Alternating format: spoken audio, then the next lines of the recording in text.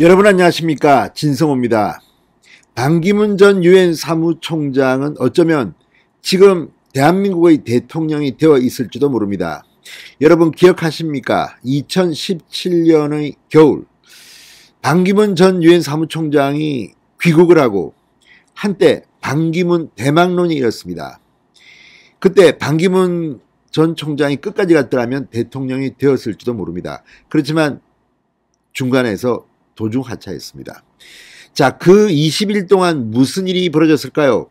오늘 아침 조선일보 이 특별 섹션판에 반기문 전 총장의 와이드 인터뷰가 실렸습니다.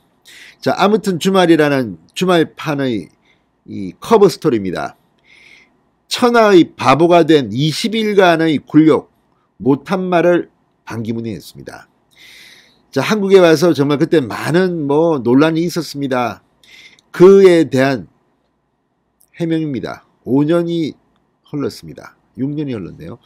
자, 그런데 이 반기문 총장의 말을 들어보면 정말 한국 정치는 변해야 됩니다. 정권 교체도 필요하지만 정치 교체도 필요합니다. 상당히 놀라운 발언들을 많이 했습니다. 문재인 대통령에게도 실망했다는 말을 했습니다. 왜 그랬을까요? 아무튼 반기문 전 총장이 밝힌 이 내용은 대한민국 정치가 이대로는 안 되겠다. 그리고 윤석열 후보가 반기문 전 총장을 반면교사 삼아야겠다. 그리고 이재명 후보의 대장동 의혹에 대해서는 반기문 전 총장은 내가 만약 이재명이라면 중간에 포기한다. 이런 발언까지 했습니다. 자, 어쨌든 참고 있던 울분을 토해냈습니다. 그때 무슨 일이 벌어졌을까요? 진성호의 직설 시작합니다.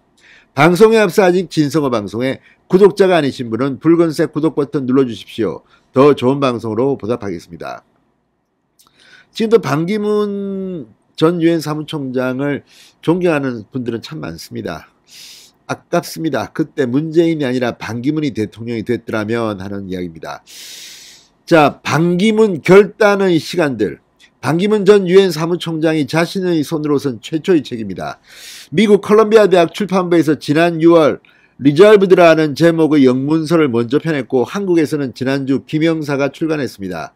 반기문 유엔 10년을 결산하는 내용이 주를 이루지만 반 전 총장은 컬럼비아 대학의 양해를 구한 뒤 한국판에는 챕터 하나를 더 추가했습니다. 바로 제5부 나의 정치 참여 부분입니다.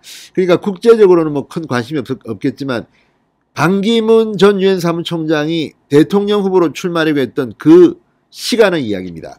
22쪽 분량의 장에서 그는 2017년 1월 12일부터 2월 1일까지 이른바 반기문 대망론이라 명명됐던 한국 대통령 선거 문재인, 안철수, 홍준표 등이 나왔던 바로 그 대통령 선거 정치의 소용돌이를 소개했습니다. 한때 대통령 최고의 지지율을 가졌지만 도망치다시피 했던 20일간의 소회를 밝혔습니다. 온화한 반기문의 이미지와 달리 패륜, 후한무치, 추잡한 정치 공세 등 격앙된 표현을 썼습니다. 한국 정치 사회를 비판했습니다.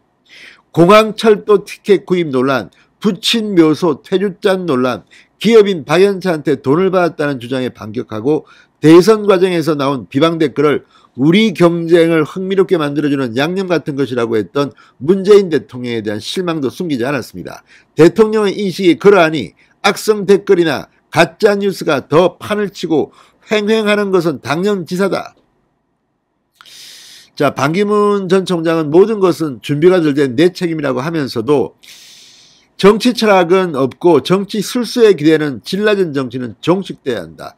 당시 나의 불출마를 지금 대선 상황에 빗대어 악용하는 일부 패거리 정치인이야말로 국민을 이념과 진영으로 편가르고 헐뜯게 하는 장본이라고 비판했습니다.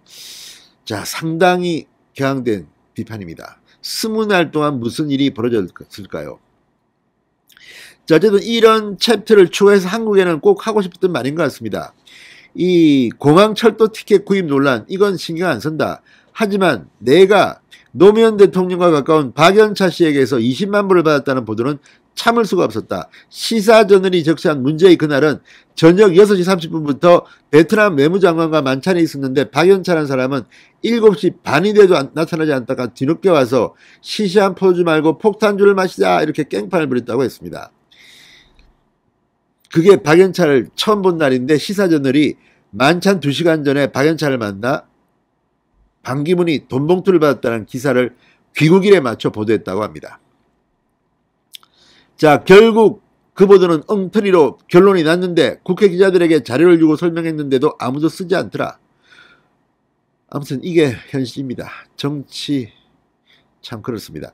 자, 퇴주잔 논란에 대해서도 지방관례대로 첫 절을 올린 뒤 퇴주잔을 부친 묘소에 뿌렸고 두 번째 절을 올린 뒤 퇴주잔을 음복한 것인데 첫 절을 올린 뒤 퇴주잔을 음복한 것처럼 조작된 영상이 광범위하게 유포됐다고 합니다. 참, 그러니까 지금은 어떠냐 물어보니까 2011년 현재와 비교하면 다른 게 없다. 분열은 더욱 심화되고 있다. 한 가지 경고가 됐다면 드루킹 같은 조작은 이번에는 못하겠지. 이렇게 말했습니다.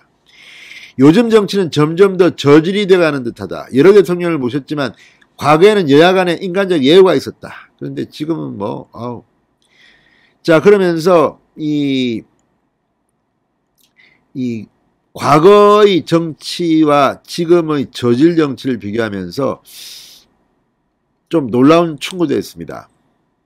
자, 4개 만이 대장동 사건이 닥쳤다면 비리에 연루됐든 안 됐든 장으로서의 책임을 지고 벌써 그만뒀을 거다. 그런데 눈도 깜짝 안 하더라. 나는 그렇게 못한다. 거짓말을 하거나 양심에 찔리거나 하면 금방 얼굴에 나타나서 외교부 장관을 하고 유엔 사무총장 하면서도 권력을 쫓는다, 권력을 휘두른다는 말은 나와 무관한 것이었다. 자, 그러니까 지금 2017년 대선판에서 실수하고 공격받은 것에 비하면 이 내년 대선 주자들에게 제기된 의혹의 무게는 그 몇 배인데도 아무렇지 않게 굴러가니 억울할 것 같다는 질문에 대한 답변이었습니다. 자, 어쨌든 이런 걸 보면 지금 반기문 전 총장이 보는 한국의 2022년 대통령 선거도 크게 다르지 않고 오히려 더 저질화됐다는 겁니다. 자, 어쨌든 이 대통령 근처까지 가려고 했다가 중간에 도망갔습니다. 쫓기다시피 했습니다. 그 이유는 한국 정치판의 이 컨텐츠보다는 정치 공작을 하는 데 대한 이런 반발이라고 합니다. 자, 새로 선출된 대통령이 북한에 대해서 지켜야 할 태도 이렇게 말했습니다. 원칙을 지켜야 한다. 북한에 끌려다니며 애걸복걸하는 형국이 되어서는 안 된다. 좀 당당하게 하자. 천안함에 대해서 왜 말을 못하나. 고립될수록 북한만 손해본다. 나는 북한이 얼마나 갈 수 있을지 의심한다. 누구도 동독이 그렇게 빨리 망할 거라고 예측하지 못했다. 자, 아무튼 반기문 전 총장은 한중관계 북경올림픽도 이야기했습니다만 이 반기문 인터뷰를 읽어보면 정말 5년 전이었죠. 그 반기문 대망론이 있던 그 시절 한이 맺힌 것 같습니다. 그리고 대한민국 정치가 지금은 더 저질이 됐다. 아무튼 반기문 회고록을 윤석열 후보는 꼭 사서 읽기 바랍니다. 반면교사로 삼기 바랍니다. 진성호의 직설이었습니다. 여러분 감사합니다.